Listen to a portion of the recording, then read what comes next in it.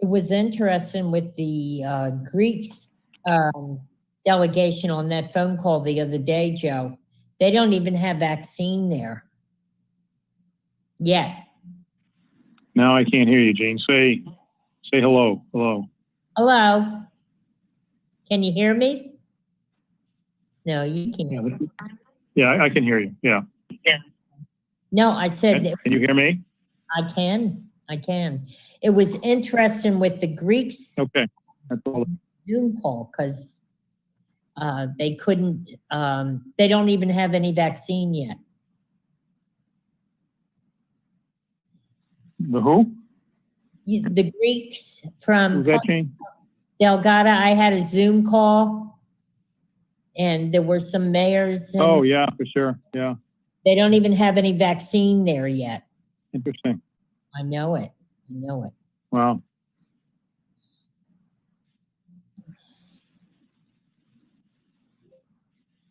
So it's 4:30. I can start anytime you wish. Yeah, I think we ought to start. Thank you. Yeah. Good afternoon, everyone. I'm kind of working on a butchered system right now. For some reason, my laptop is not able to connect to Zoom, only partially. So I'm working off of my phone, and I hope everyone can hear me fairly well. So I'm not going to look at the screen because there's a slight delay when you talk and when I'm talking. So I'll just speak into my phone right now. But in any event, thanks everyone for being here. I'll start out with a little discussion about the numbers. I'll be brief today.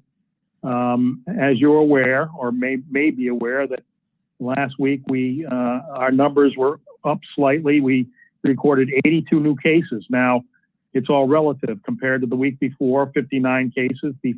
Compared to the week before that, 61, and the week before that, 40.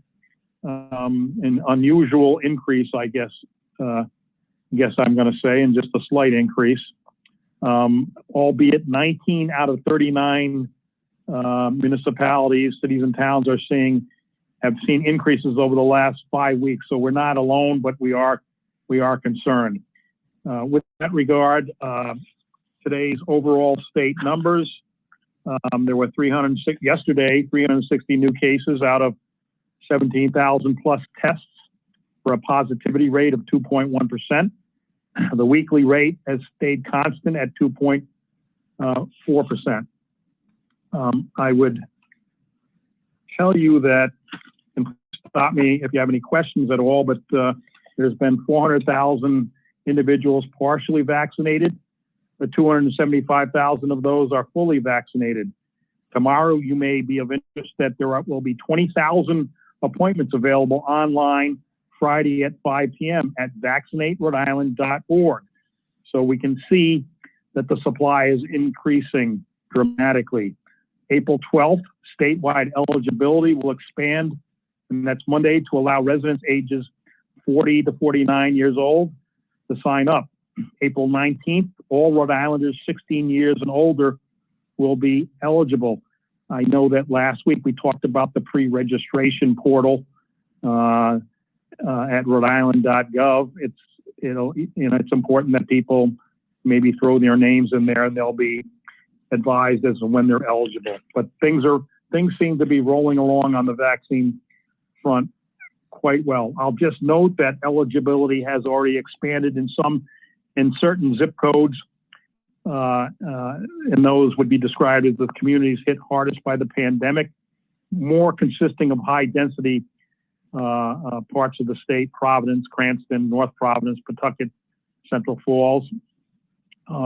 There's an expectation that 70% of all Rhode Islanders ages of 16 and up will be partially vaccinated by May 15th and 70% fully vaccinated by June 17th. Dr. Scott noted in her press conference today that those are milestones and good milestones. And if we hit those milestones, things will open up in our economy even more. Let me just tell you on one of the topics of discussion on the home front here in Newport that I've been engaging in the last few days is the vaccination, and with some of you, and with with the governor's office, as well as the Newport County Community Health Collaborative that we are a partner in, as well as the Chamber of Commerce, discussions involving the vaccination of restaurant workers, which we believe on the local front is sorely needed in a very quick fashion.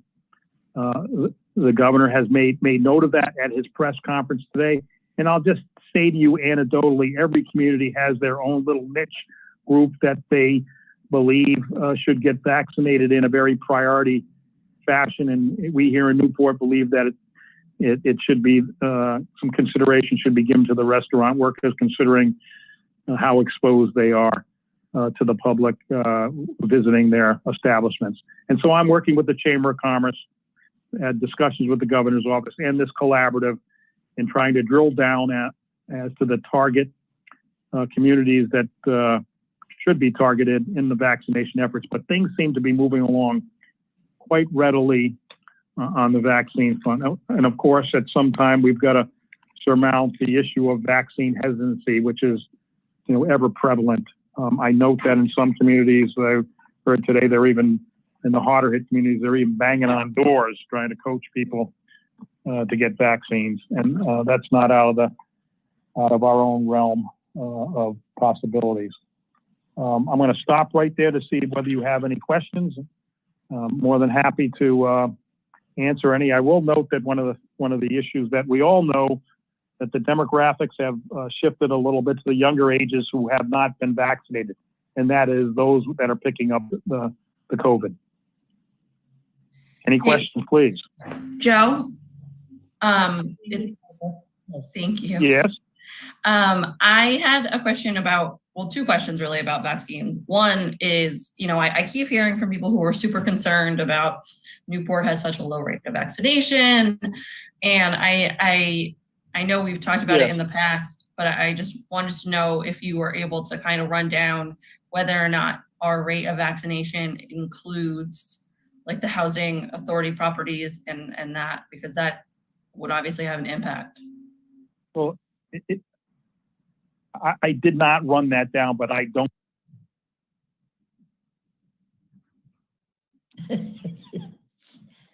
Joe?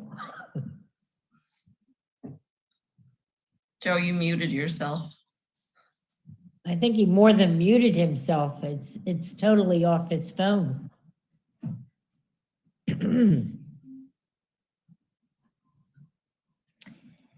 I wonder, if he could, oh, there he is. Let me go. Can you hear me? Yes, we can. I think I'm going to go switch venues just for now. Over to Chris Behan's office. Well, I was just going to say, going on with everything. So hold on, please. Yeah. Make sure you wear your mask. Of course. Just one moment. Yeah. Just a moment. Go ahead. I'm gonna, here we go. I am not Chris Behan. So, Thank God. In any event, Jamie, we had this discussion before, and I've had this discussion this week with that community health collaborative I'm working with. I mean, it's a point. I don't really accept the metric because I think there's some inconsistency, but nonetheless, it's something to point to.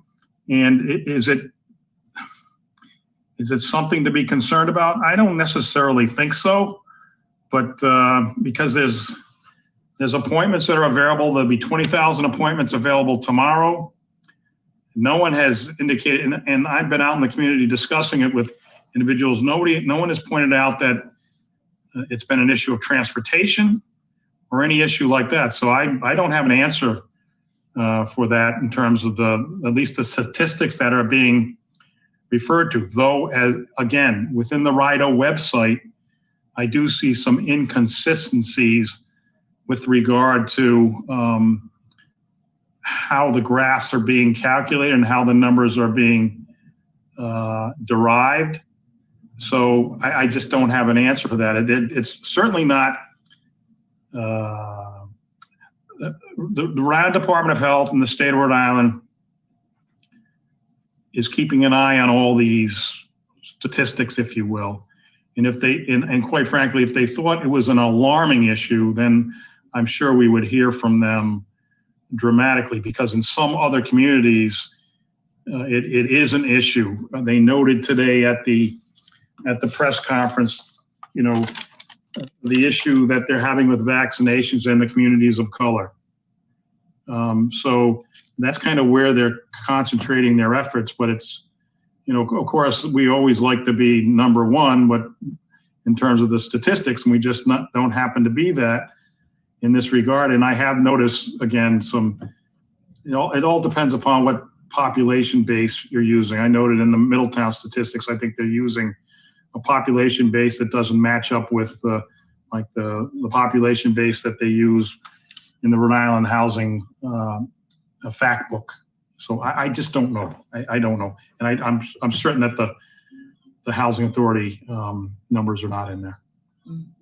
Well, thank you. Because I know I know it continues to be like tricky with making sure which numbers are being counted and out of what population and everything. So I appreciate that answer. But I also had a question, kind of touching on what you talked about a little bit earlier about the the vaccination of our restaurant workers. I'm concerned, and I know like a lot of others are. Summer is getting closer and closer, and we're already starting to see business pick up in Newport with with the warmer weather and everything. And I'm just concerned. I want to make sure that we're doing everything we can for our restaurant workers, our hospitality workers, to be protected and vaccinated ahead of the season. Yeah, we are advocating for them, quite frankly. And as I said, and so is the Chamber of Commerce. And I was with Erin Donovan today, and we were strategizing as to what the next step is. And also it became a focus of this Newport group that I indicated to you that we're a partner in, and a focus in terms of putting out the word of the need for vaccines, but also Erin and I have been talking about perhaps trying to get some type of mobile unit down here, or at least the downtown area, maybe using the Gateway as a site. And it's all relative. It's relative if the state will give us the vaccines. I told one of the individuals accompanying the governor the other day on the walk through some businesses. I said, you get us the vaccines, we'll take care of the actual vaccination. Just get us the truck or however they deliver them, and we'll take care of it. So that's what we're working towards, but in a little more, hopefully a little more sophisticated manner. But that's at least the tack that we're taking. That's great. Yeah, because I've seen other communities, they've gotten a set number, like, hey, we're making sure that this is set aside for this community. Yes. And sure. It'd be great if we can do that here too. Thank you. The good news, the vaccination numbers overall look pretty good. The milestones of May 15th and June 17th are great milestones. And I guess we'll just keep our fingers crossed that overall we hit those milestones, because it's important. It's important for a great summer, and it's important for the economy. Yeah. Joe, I was told that possibly the difference in the numbers, and they were, I had somebody else I was checking this out with, was the state distribution to the housing authority versus the actual distribution they gave to Newport. And I'm still trying to track that down. They said it could have been from, a different segment, so I'm not sure. I don't necessarily think, we're all provincial in that regard, but I don't necessarily think if it was 10% or 5%, then I would, I'd be the first to be jumping up and down about it. But we're one Aquidneck Island, and it's important that all Aquidneck Island residents get vaccinated as quick as they can. Though the differential, I just haven't drilled down that much, but I don't believe there's the categories of, for example, the housing authority in there. I don't believe, I do see some skewing of, not skewing, but some differential reporting of population bases But maybe those are excuses. Maybe it's a fact. I think you have to proceed cautiously and maybe just accept it for what it is and just continue to push what we can push on the local level.